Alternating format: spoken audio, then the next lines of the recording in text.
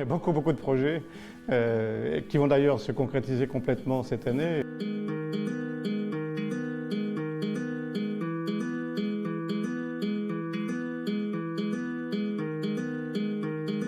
Une année difficile, mais assez contrastée malgré tout.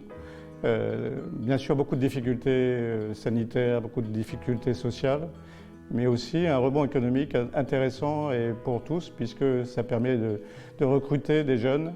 Et j'ai vu beaucoup d'entreprises où il y a beaucoup de jeunes. Là, en moins d'un an, on est en dessous du chômage qu'on a connu il y a un an.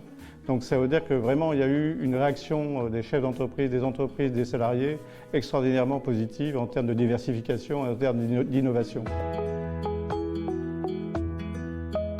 Au niveau sanitaire, essayer d'apporter à nos habitants une certaine sécurité au niveau de l'approvisionnement des vaccins.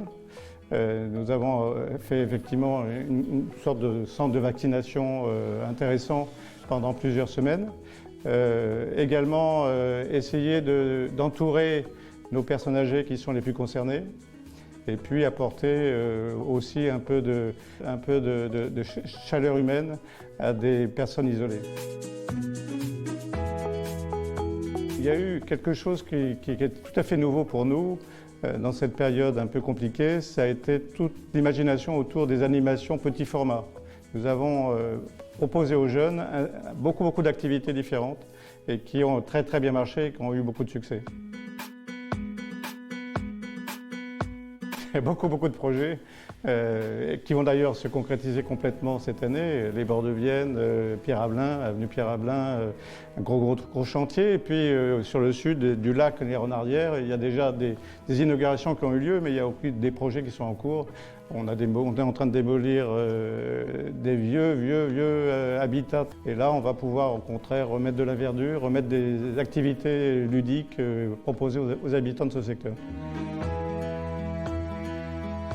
La fin de la pandémie, et moi j'y crois.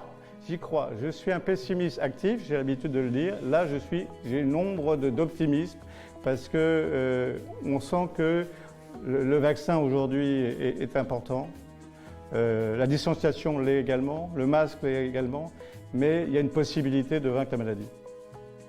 Excellente année 2022 à toutes et à tous.